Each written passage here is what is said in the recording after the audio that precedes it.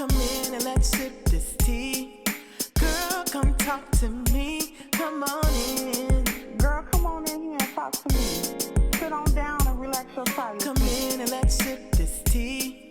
Girl, come talk to me. Come on in. Girl, I'm gonna tell you about the perfect week and how God keeps blessing me. I'm here for you. I'm here for you. No matter what you're going through, let's chat. I'm here for you. I'm here for you. Girl, you know I'm here for you. Let's chat. Please take the time to read this disclaimer for it pertains to this YouTube channel. Now, please be advised that this is solely my commentary, my thoughts, and my opinion. However, I do take the time to fact check, but some information does slip through the cracks. If at any time some false information is put out by this channel, I will take the time to correct myself in a later video. Hey, honey. Hey, it is your girl, Miss Leda, and I am back with yet another video. So, guys, today's video is going to be, we're going to be talking about Everett Jackson. He is a 21-year-old who was found dead in Idaho, and he was from Louisiana. So we are going to get into this story because it is a very sad story and it's very mysterious. But we got questions and I hope somebody is going to give us some answers. So let's get into this video, honey.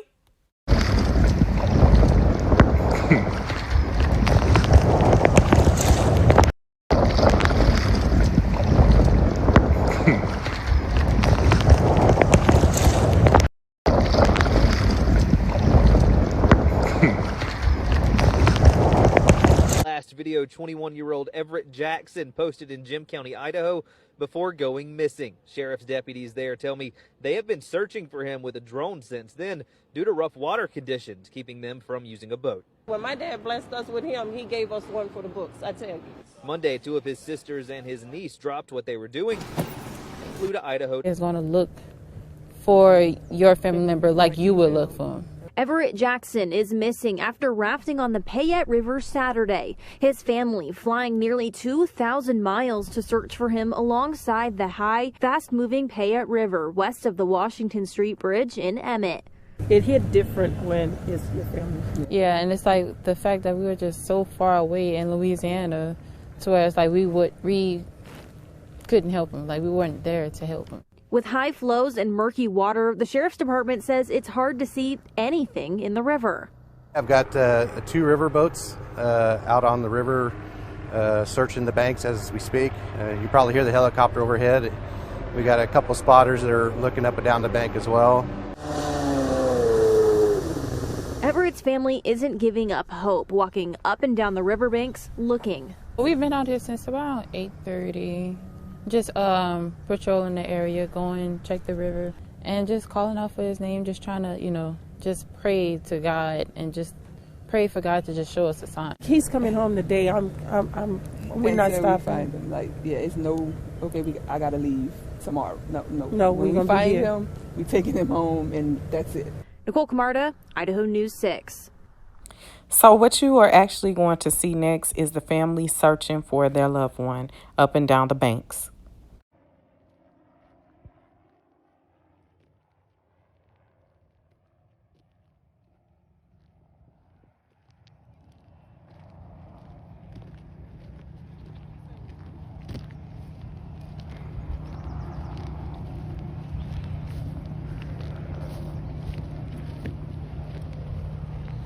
Hey.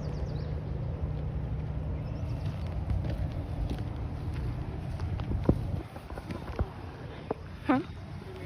That's not done? Yeah, it's done. Come on, get your ankles together.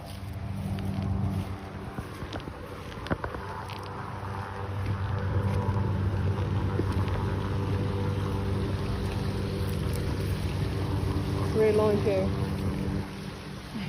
That's a long ways from that trailer.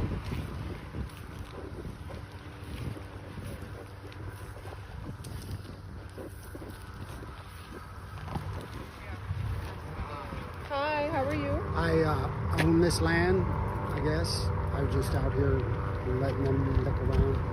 So nobody wants to. I saw my 2 cents. I don't know. I'm sorry. Thank you. Okay, so I had to stop because there was our first red flag. Here it is, the landowner is speaking and offering up a trailer and help and everything in regards to looking for this young man. As you notice, the young lady will stare them down, listening to what is being said, but yet none of them never speak to the family. Not one time do they offer any help or anything. I find that very bizarre, but yet we stare them down and continue to try to listen to what the gentleman is saying to them. Y'all watch. Thank you so much. You know, we're his family, so we thought they would let us know. You But guys could have. thank you. Yeah. Thank you so much. Yeah, you let me know, but I've walked up and down here probably 10 times. And Okay. Thank you. if you guys need a trailer to shoot back in or whatever. Is that his trailer? Okay. He said we needed to search it. Excuse me, sir.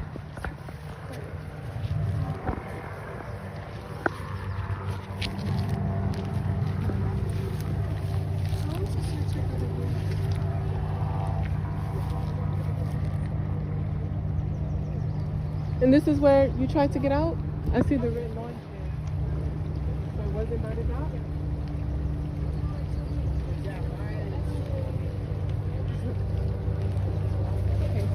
Okay. Thank you. Thank you. No, we searching too. You said he got out right here. That's why y'all tried to get out, right? This is private land. He just gave us permission to be on private it. land yesterday. And then we were out here. And it's okay, right, sir? We can walk. I got you. I got you. You didn't do anything. We're just trying to find our brother. You're not. You're not. That's the whole You're not. You're not. whole thing is trying to find Everett. That's guilty, but okay. That's what we're trying to do. We don't see a tear falling yet. So fake. Now everybody's leaving? I thought y'all was looking for something. What happened? Breathe. Don't breathe. What happened? It's okay. It's okay. I thought we were on a search. I am with you 100%. Let him be. Come on. Let him be, guys. It's okay. Go ahead. I'll tell you from what I heard. So, and that to me is the state of Idaho. Right. Like if you go to the other rivers in the state of Idaho, they will not let you. So I don't know how they even got on this river in the first place. So irritating. So Gracie was with them. She was floating down. They tried to grab onto my dock down there. They couldn't make it. He fell off and he just kept bobbing up and down from what I understand. You don't have cameras there. No, so we just bought this about a year ago. Okay. We evicted the people that lived in there. So there's 2 big holes. So this is, I'm walking around here. What I'm assuming. Because he thinks nothing's going on, and I thought that too, but this is fishy. Goes out maybe 20, 30 feet. That creates a big, massive pool from here back. Gracie said she saw him bouncing up and down the whole time until right there. She saw him stop right there. She was able to get out here. Right here? Yeah. She said she was got out. She told us she got out about your dock. From what I remember, they tried to get out of the dock. They couldn't get out of the dock. And that's when he fell out. And then he started bouncing all the way down here. Somewhere in this region is where she saw him stop. And to me, this is where I always have issues with stuff building up, and I have to get in here with the machine, clean it out every minute, because there's so much trees and so much debris.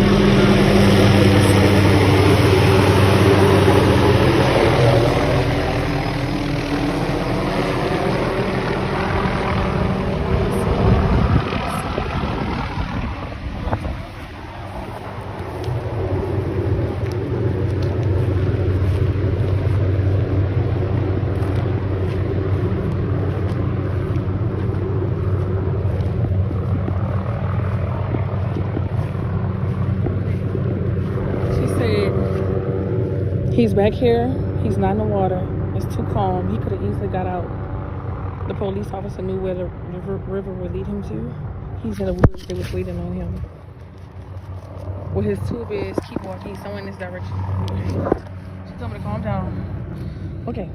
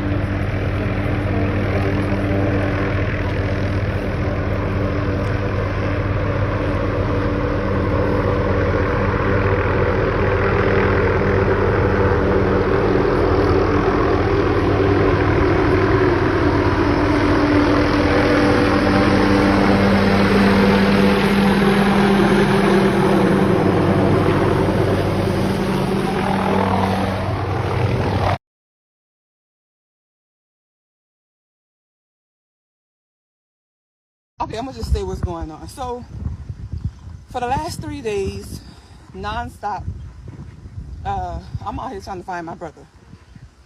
That's my main concern. That's my only concern. That's what I came here for. Okay, that's what I came here for. And I'm not leaving until I bring him back home.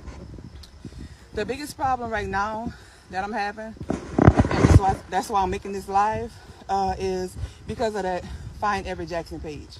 I don't care about a Facebook. I don't care about who made it. I don't care about what's being commented. Because to be honest, I didn't go on the page to look. That's not where my mind is. I'm trying to find my brother. That's my main only, and that's my focus. But when I'm getting calls non-stop for the last 3 days, screenshots from this page and everything, that's harming us more than it's helping us. So on this page, supposedly, it's they're putting it like it's our family for one. Everybody think that page is our family, and it's not. That is not our family at all. But they're commenting stuff and posting stuff like, basically we hate this community and they're not doing anything for us, and just things like that. And since that's been going on, it's like it's a separation. And it's not helping, because we need everybody, the Idaho back home where we're from, the people that came back home to help us. We need all us to work together. And that page is just making us divided. Like, we're saying we don't want their help, and that's not so. These people has been amazing to us. They, from food to water to tents to chairs to sticking by our side, like, they have really been amazing helping us. And I just don't want them to feel like they're not appreciated, because they are. And my biggest problem is a lot of volunteers have came together to help us, but left and has never returned because of that page. Like, they don't feel safe because they're getting threats. They don't feel that we want their help, because they feel that we feel this community is just horrible, and they're not. They are not at all. So I asked the girl to take the page down. First, I asked her why did she make the page and nobody asked her to. She said she didn't have to ask nobody to make it. She grown, she do what she want. So I asked her to delete it, and she said she put it on pause, but it won't let her delete it. And why is my focus on a Facebook page when it's on Snap, TikTok, and everything else going viral? My focus is on her page, because her page is hurting us more than it's helping us. Too many people out here helping us for volunteers to be turning around because that Facebook page is making all that drama. and I don't want her to feel like I'm attacking her. But with all the screenshots people have been sending me, that page is making that the police is watching that page, the volunteers is watching that page, and we don't want them to think that we don't want their help, because we need their help. We need all the help we can to find my little brother, because that is the focus. That is why we are here, to find my brother. So that's my big problem with that page. I don't want anybody, no matter what the stories, you guys hearing, or what the stories that's putting out, I don't want anybody here to feel like we hate them or we don't want their help because of what's going on that page. And I might have said some words to her out of anger, because she was really talking like she didn't care about my feelings. But at this point, it doesn't matter, because all I want is my brother home. All I want is these wonderful people that's been volunteering, helping us nonstop, to still want to come out and help and feel the love that's coming from us, because that's what it is. All love. It's all love. When we first got here, it was a little rough for us. I will admit it was rough, but the last 3 days has been amazing. Like they really help us. Now that's the last thing I want, is somebody that's, I mean, I don't know if it's gonna sound right for me to say, but somebody that really don't have to be out here to come out here and help us, because that's what they want to do from their heart. So whatever that page has going on, I just wanted to put out in the public that has nothing to do with my family. We appreciate y'all help. We appreciate y'all being out here every day with us since we've been out here. And this is today Saturday, Bree? Today Sunday. This is what, our 8th day out here. And these people has been out here at least 6 days for sure. When we since we've been here nonstop, like wherever y'all need us to show y'all. They even have the people of the property owners letting us go on their properties, and even walking with us miles and miles down the river. So they are really helping us, and I don't want them to feel at all that I don't appreciate their help, or we feel any type of way about them because of screenshots being sent to me. They still walking? Where they went? Oh, you want? Because of screenshots being sent to me from that group. And like I said, I don't want her to think that I'm just targeting her or whatever, but the screenshots and the concerns, it was from that group. So that's why I reached out to her and was like, you gotta chill. Like, can you delete it? Can you just not do it? Because that's not what we want. We need all the help we can. So that's what I came live. That's what I came live to share. We're still searching. We still have hope. We're still keeping the faith. And we're not leaving until we find Everett. So thank y'all for sharing his story, for continuing to help us. Cause don't think that we don't feel the love from home too. We definitely feel it. The prayers, we definitely feel it. So we thank y'all so much. We thank y'all so much for everything, from home to here in Idaho. We definitely see the love, feel the love, and appreciate the love. And let's just bring Everett home. Thanks, guys.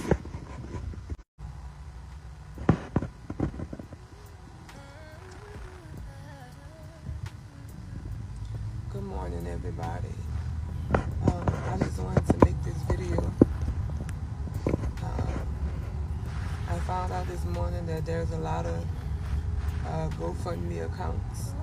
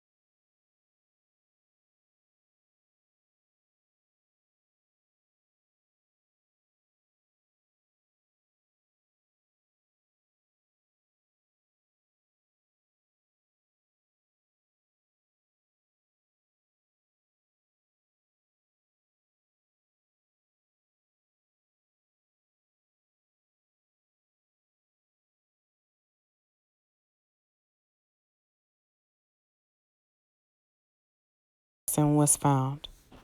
Doug Petcash. We start with a sad update on a story we've been following for a week now. The search for a missing rafter on the Payette River in Emmett is over. In a news release, the Gem County Sheriff's Office said the body of 21-year-old Everett Jackson has been recovered. This afternoon, a volunteer found Jackson's body about 2 miles downstream in the Payette River from where he was last seen. Jackson was visiting from Louisiana. His family came here several days ago and has been helping in the search. Last Saturday, June 11th, the Gem County Sheriff's Office says Jackson was floating the Payette River with a group when he missed the cutoff point to get out of the river. A witness told investigators they saw Everett go under the water and never come up. Sheriff Donnie Wonder said, "Our thoughts and prayers are with the family during this very difficult time. We are grateful to all of the emergency responders and volunteers who made this recovery possible." The sheriff also said the search was complicated by high water flow. Is Idaho News 6. Good evening and thanks for joining us tonight. I'm Jake Garcia. New tonight, after a week-long search, the body of a missing 21-year-old man from Louisiana has been found. Everett Jackson was visiting from Louisiana and was last seen on June 11th after falling from a tube while recreating on the Payette River in Emmett with his girlfriend. He did not resurface. His body was found 2 miles downstream from where he was last seen. As we reported earlier this week, Jackson's family flew to Idaho to help search for him. The Gem County Sheriff's Office says that the search was complicated due to the high and fast-moving river. The mission to find 21-year-old Everett Jackson has been completed. However, it's not how the family wanted it to end. Update on hashtag bring Everett home. So I'm sure you guys heard that we found him. It's not how we wanted, but that was the mission. It's a blessing that we got him, but the part that's not sitting right with us is this. So the incident happened here and his body was found 2 miles upstream. How does your body float against a current? Then the sheriff office up there says an autopsy is unnecessary. It's almost insulting how stupid they think we are. I'm not even going to get on the fact of how many stories the girl told. I'm just grateful we have him. He blessed us with 21 years, and we'll never forget them. But I say that to say thanks for all the support and prayers. We forever screaming long live Everett Jackson. Now, wait, what? Did y'all hear them say that the sheriff said no autopsy was needed? Get the hell out of here.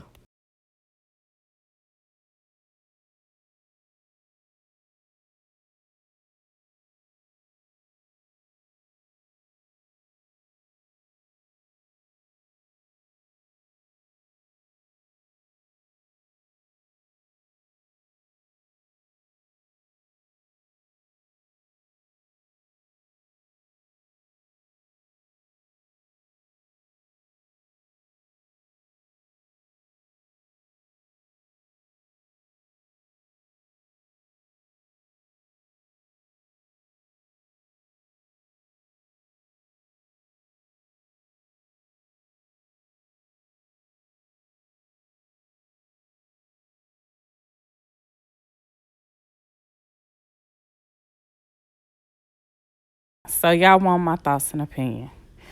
I don't know if y'all really want my thoughts and opinion on this one. Now, even though this case took place back in June, it still is just, it doesn't sit well with me because it should have got national attention.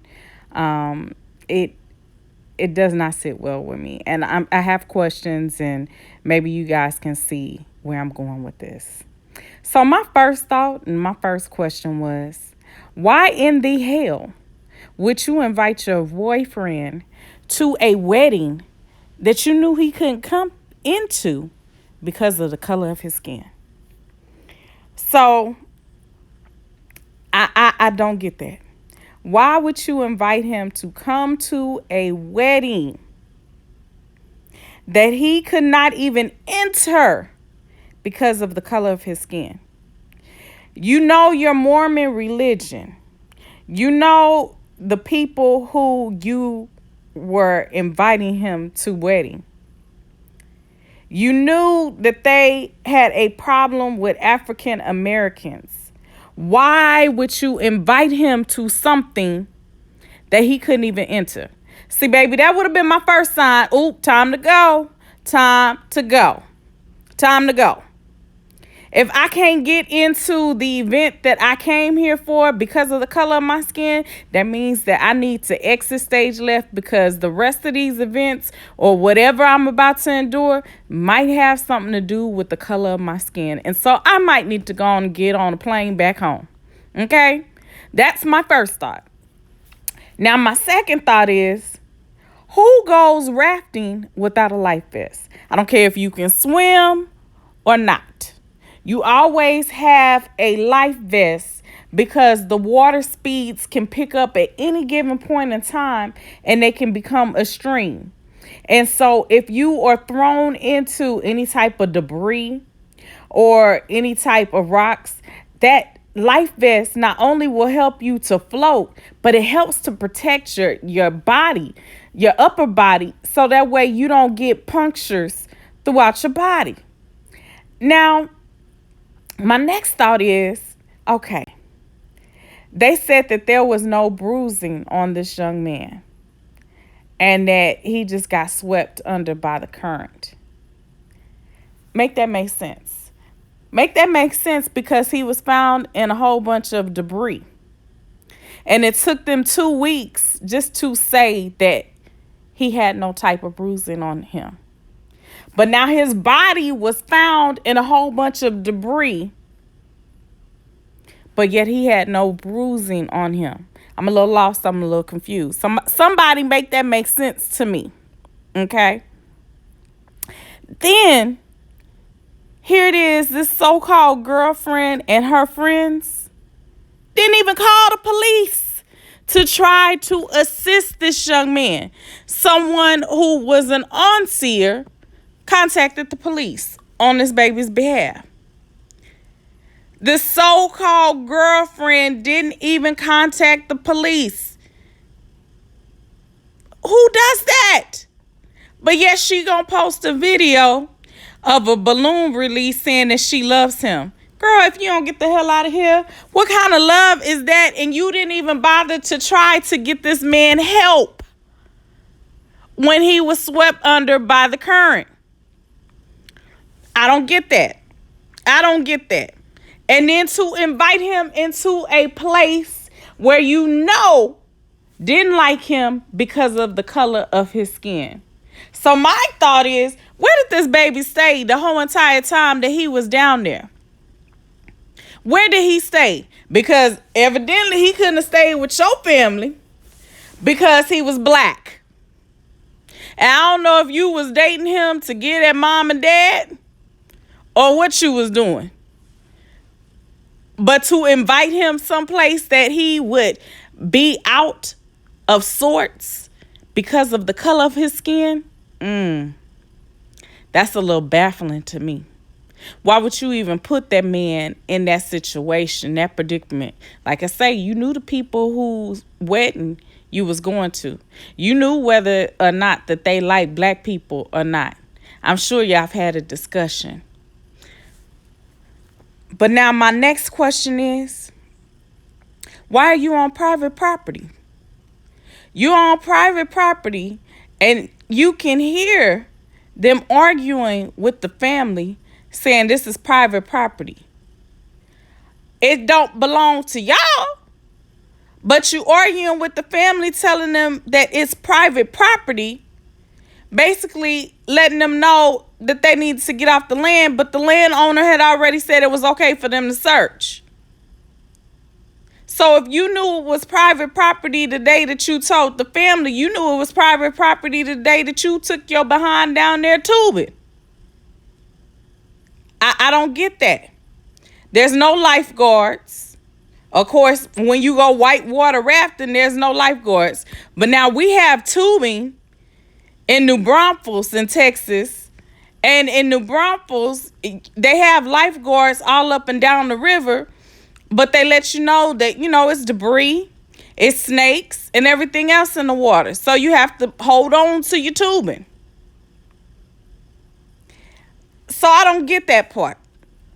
You want to make sure you tell the family that it's private property, but yet you was on that private property when you was telling them about it and when you took him rafting.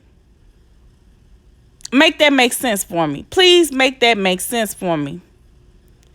Then when the family approaches while they are searching, why not speak? Why not speak? Would it kill you to speak and say, hello, how you doing? The landowner came over there and spoke.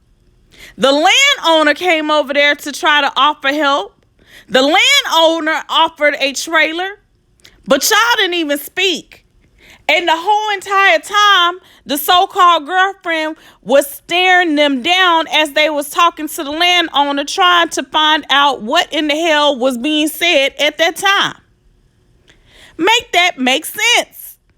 And y'all can go back in the video and you see her.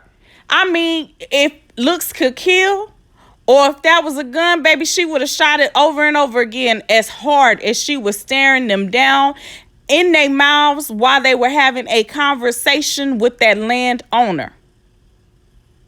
I don't get that. I don't get that. But you don't speak. You just start an argument in regards to, oh, this is private property. They came to search for their brother. The landowner had gave them the okay. While you was over there staring them down, you should have figured that part out. Now, my other thing is, y'all, I don't understand what is going on with this world that we have to create all these doggone fake pages. Now, one of these fake pages had some of these people feeling some type of way, and they felt like their efforts in order to help this family were in vain. That they were talking about them and posting and saying ridiculing things about them on Facebook. And the family wasn't even the ones who had created the page. It wasn't the family. But see, bullshit like that causes families not to be able to get the help that they need because of people's actions. Think about the things that you guys are doing when you create these fake pages. One, you taking money away from these people because they created yet another GoFundMe page for this family. And it wasn't from the family. So you taking pliable resources from this family. You're taking away the help that they need because you want to create fake pages and put out fake information and everything else.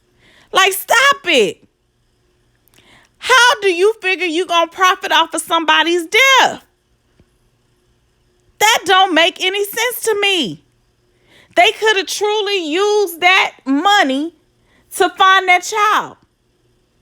But instead, because somebody created a fake page, that money went to them instead of the proceeds to bury this baby, to take care of finding this baby and everything else. Y'all really got to stop. Scamming has become the new norm, almost. Like, this is ridiculous. I guess they just wait and look at the obituary section and say, oh, so-and-so died today. Let me go on ahead and create a GoFundMe page in their name. Get your ass up and get a job. Go to work. Stop looking for everybody to take care of you.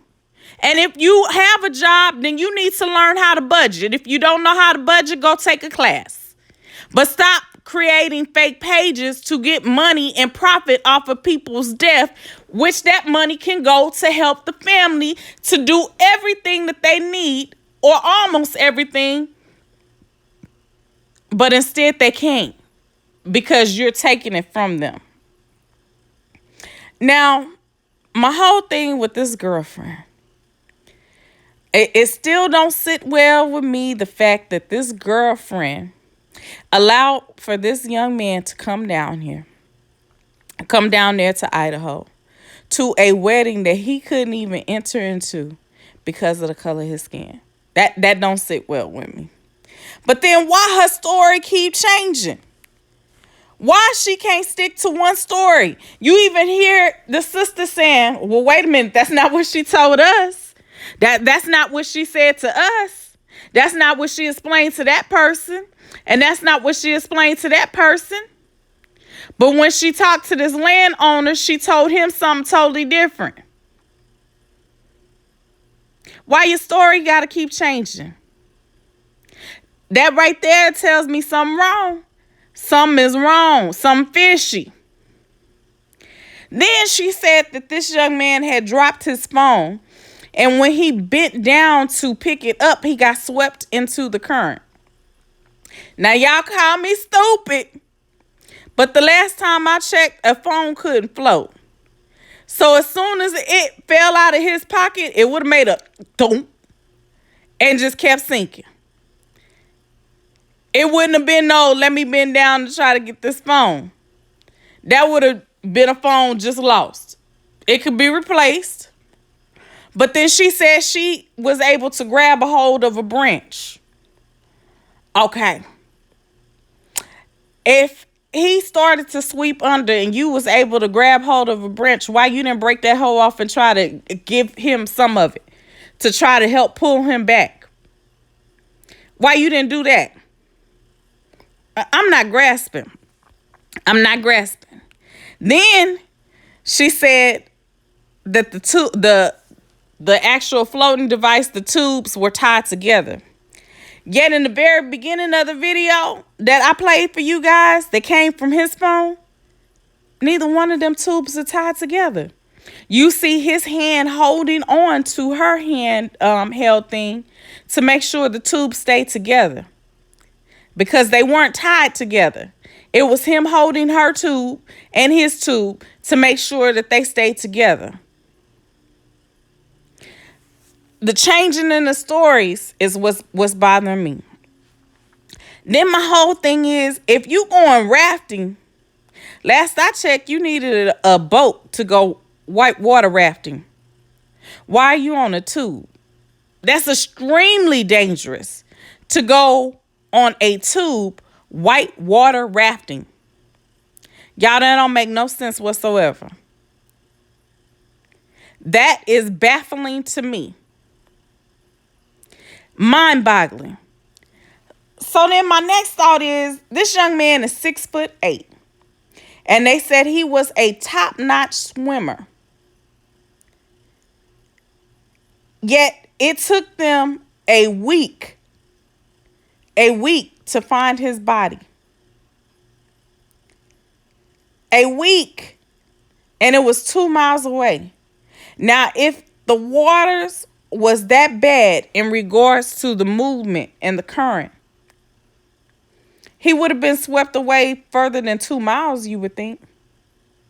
Like I say, call me stupid, but if the waters was moving that fast and it was that rapid, he would have been swept away more than 2 miles. But he was found 2 miles away in debris. I don't get that.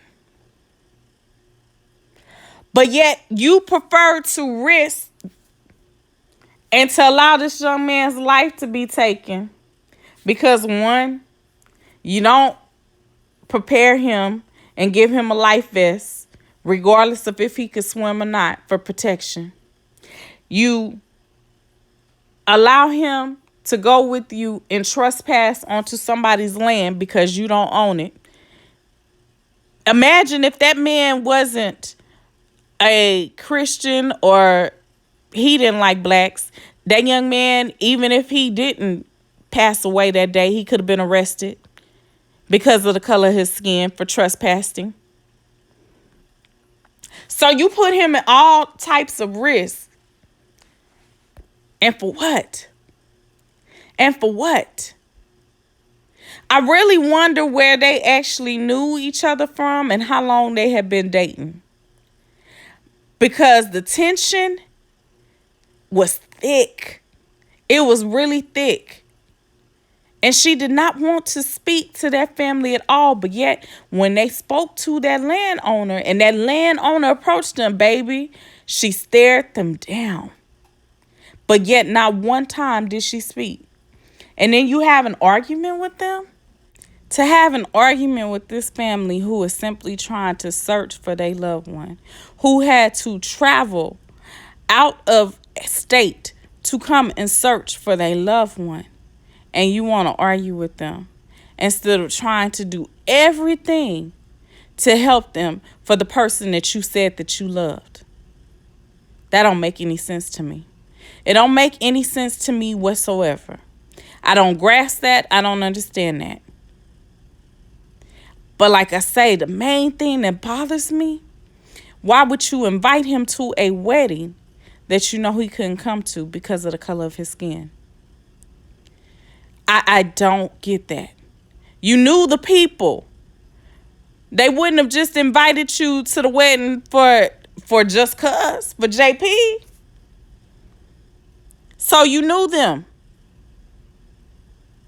Is there a reason why you invited him down there? Was this planned? What's going on? Somebody tell me something, because I'm lost, y'all. I'm lost.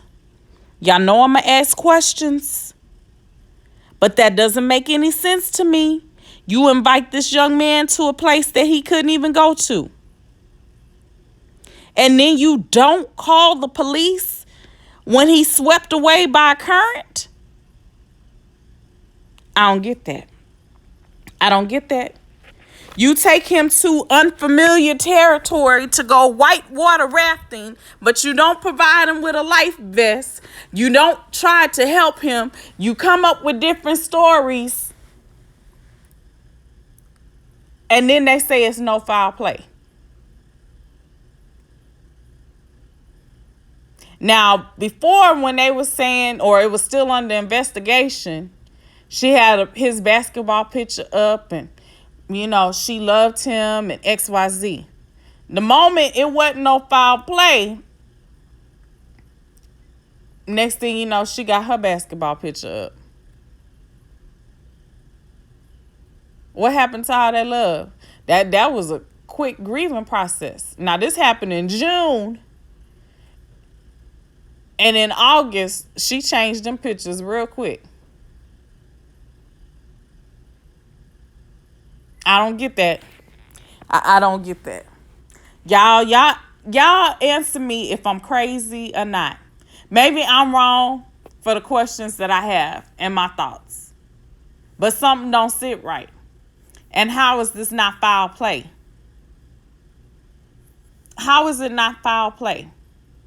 Because a phone don't float. And as many different stories as this young lady has told, something needs to be looked at. And she invited him to a wedding that she knew he couldn't get into because of the color of his skin. And then you don't call the police? Yeah.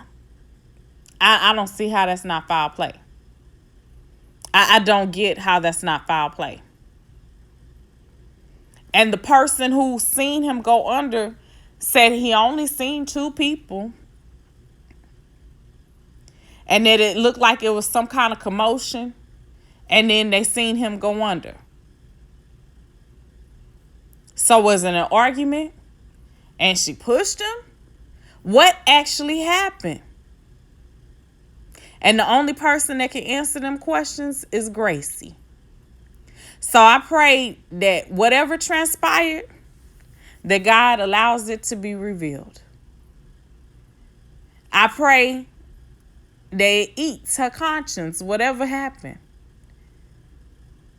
Or that some type of evidence will magically appear. Y'all, I'm your girl, Miss Leda. I am opinionated, as you can tell. I'm very bothered. And I am unapologetically me. Until next time, y'all. Well, that is the end of this video, and I am your girl, Miss Leda, saying bye, honey, bye. Until next time, please make sure to like this video, share it with your friends and family, and subscribe to the family if you're not already. Until next time, bye, honey.